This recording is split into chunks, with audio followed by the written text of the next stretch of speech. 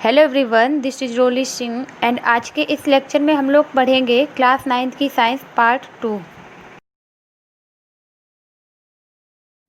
तो चलिए स्टार्ट करते हैं। जैसे कि इससे पहले वाली क्लास में हम लोगों ने देखा था कि पदार्थ क्या होता है, पदार्थ के गुण क्या होते हैं, पदार्थ किन किन चीज़ों से मिलकर बना होता है और पदार्थ की अवस्थाएं क्या क्या होती हैं।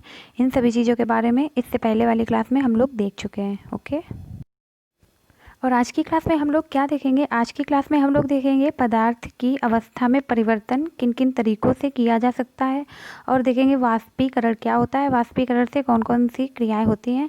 तो चलिए देखते हैं आज का टॉपिक। आज का टॉपिक है पदार्थ की अवस्था में परिवर्तन। पदार्थ की अवस्था में जो परिवर्तन होता है वो हम लोग दो प्रकार से कर सकते हैं।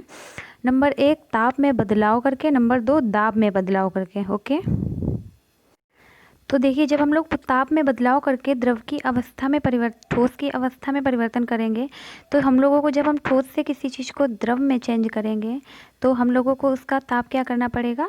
बढ़ाना पड़ेगा। इसी प्रकार जैसे हम किसी द्रव को गैस अवस्था में चेंज करेंगे तो तब भी ताप हम लोगों को क्या करना पड़ेगा? तब भी ताप हम लोगों को बढ़ाना पड़ेगा, इसमें भी और इसमें भी। इसके बाद देखते हैं जब हम लोगों को किसी गैस को ठोस में चेंज करना है तो हम लोगों को ताप क्या करना पड़ेगा? कम करना पड़ेगा। ओके, इसके बाद जब जब हम लोग किसी द्रव को ठोस में चेंज करेंगे तो इसके लिए भी हम लोगों को ताप क्या करना पड़ेगा? कम करना पड़ेगा।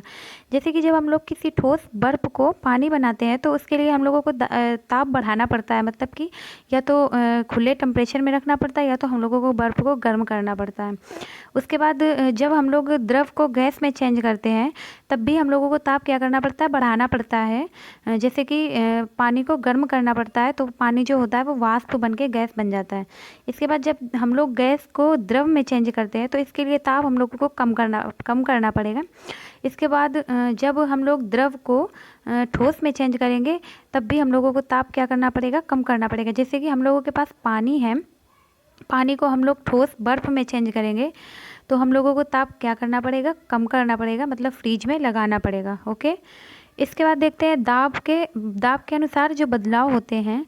दाब के अनुसार क्या बदलाव होते हैं? ठोस, द्रव, गैस। जब किसी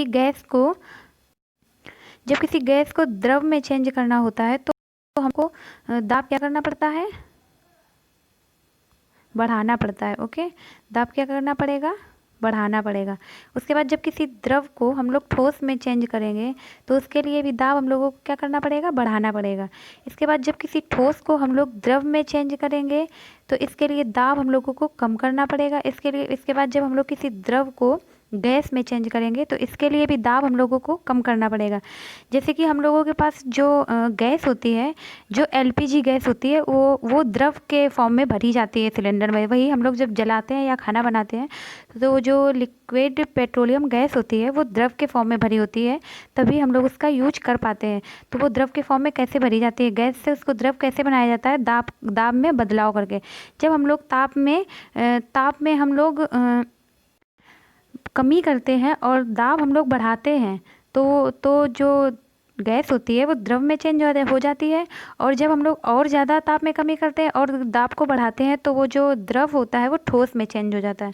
ओके, इसके बाद हम लोग देखते हैं ताप के अनुसार जो परिवर्तन होता है, तापमान परिवर्तन के जो प्रभाव होते हैं वो तीन प्रकार से हो सकते हैं। नंबर 1 गलनांक बिंदु, नंबर 2 क्वथनांक बिंदु, नंबर 3 ऊर्ध्वपातन या निक्षेपण। जैसे कि गलनांक बिंदु क्या होता है? गलनांक बिंदु किसी ठोस को जब उसके गलनांक बिंदु पर पिघलाने के लिए उसकी अवस्था को द्रव में चेंज किया जाता है तो उसको हम लोग बोलते हैं गलनांक बिंदु। जैसे कि इसमें दिया है किसी ठोस का वह तापमान जिस पर वह अपनी ठोस अवस्था से पिघलकर द्रव अवस्था में परिवर्तित हो जाता है तो वह उसका क्या कहलाता है? गलनांक बिंदु। जैसे कि कोई बर्फ़ है तो हम लोगों को वो जिस टेम्परेचर पर पिघल कर वो बन जाएगी द्रव, तो वो क्या होगा? उसका गलनांक बिंदु। जैसे कि बर्फ़ का गलनांक बिंदु होता है, क्या होता है? बर्फ़ का गलनांक बिंदु होता है 0 डिग्री सेल्सियस होता है। बर्फ़ का गलनांक बिंदु होता है 0 डिग्री सेल्सियस। उसके बाद इसमें होती है जो गलनांक बिंदु होता है इसमें होती है प्रसुप्त ऊष्मा, गलनांक की गुप्त ऊष्मा या प्रसुप्त ऊष्मा। तो प्रसुप्त ऊष्मा क्या होता है? वायुमंडलीय दाब पर 1 केजी ठोस को गलनांक द्रव में बदलने के लिए जितनी ऊष्मा ऊर्जा की आवश्यकता होती है उसको हम लोग बोलते हैं संगलन की गुप्त ऊष्मा। ओके, इसके बाद हम लोग देखते हैं क्वथनांक बिंदु। क्वथनांक बिंदु क्या होता है? किसी द्रव का वह तापमान जिस पर वह अपनी द्रव अवस्था को छोड़कर गैसीय अवस्था में परिवर्तित हो जाता है। जैसे कि हम लोगों के पास पानी है, पानी को हम इस टेम्परेचर पर गर्म करें कि वो अपनी अवस्था छोड़कर गैसीय अवस्था में बदल जाए, तो उसको हम लोग क्या बोलेंगे? उसका क्वथनांक बिंदु बोलेंगे। और जो द्रव का उसका पानी का क्वथनांक बिंदु होता है वो होता है 100 डिग्री सेल्सियस। ओके, पानी का क्वथनांक बिंदु क्या होता है? 100 डिग्री सेल्सियस। उसके बाद देखते हैं वाष्पीकरण की गुप्त ऊष्मा। वाष्पीकरण की गुप्त ऊष्मा वह होती है जैसे कि वायुमंडलीय दाब पर 1 किलोग्राम द्रव को उसके क्वथनांक पर, मतलब क्वथनांक उसको जब वो पिघलकर जब वो गैस बन जाए, कोई द्रव जब वो गैस बन जाए उसके क्वथनांक पर गैस में बदलने के लिए जितनी ऊष्मीय ऊर्जा की आवश्यकता होती है उसको हम लोग क्या बोलते हैं? वाष्पीकरण की गुप्त ऊष्मा। वाष्पीकरण की गुप्त ऊष्मा को समझने के लिए ये हम लोगों को दिया है एक डायग्राम, ये दिया है। इससे कैसे समझेंगे कि क्या होता है वाष्पीकरण की गुप्त ऊष्मा?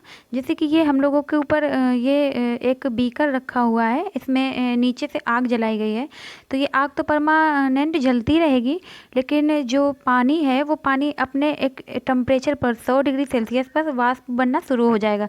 उसके बाद हम लोग कितनी भी उसको ऊष्मा देते रहें लेकिन वो और ज़्यादा गर्म नहीं होगी, क्योंकि उसको जितनी ज़रूरत है, 1 किलो पानी, 1 किलो द्रव को या जल को जितनी ऊष्मा की आवश्यकता है वो उसका वायुमंडलीय दाब पर जो जितनी उसको ऊष्मा की आवश्यकता है, जितने में वो वाष्प बन सकता है, तो उसको उसकी गुप्त ऊष्मा या वाष्पीकरण की गुप्त ऊष्मा कहेंगे। ओके, इसके बाद देखते हैं ऊर्ध्वपातन क्या होता है। ऊर्ध्वपातन हम लोग उसको बोल सकते हैं जैसे कि कोई द्रव है, जैसे कि कोई ठोस है, वो बिना मतलब कि द्रव में चेंज ना हो और डायरेक्ट किस में चेंज हो जाए?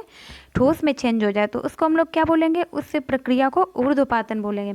जैसे कोई ठोस बिना द्रव अवस्था में चेंज हुए डायरेक्ट ठोस अवस्था में चेंज हो जाता है, तो उसको हम लोग बोलते हैं ऊर्ध्वपातन। जैसे कि हम लोगों के पास कपूर होता है, तो वो जैसे हम लोग उसको खुला छोड़ देते हैं तो वो डायरेक्ट उसमें द्रव में चेंज ना होकर डायरेक्ट गैस में चेंज हो जाता है, तो उसको हम लोग क्या बोलते हैं? ऊर्ध्वपातन। इसके बाद एक होता है निक्षेपण। निक्षेपण क्या होता है? जैसे कि कोई गैस है वो द्रव में चेंज ना होकर डायरेक्ट ठोस बन जाती है, तो उसको हम लोग क्या बोलते हैं? निक्षेपण। मतलब कि जो ऊर्ध्वपातन होता है उसका जो उल्टा होता है वो होता है निक्षेपण। ओके, इसके लिए हम लोग एग्जाम्पल के लिए समझेंगे कि अमोनियम क्लोराइड और कपूर और नेफ्थलीन की गोलियां हम लोगों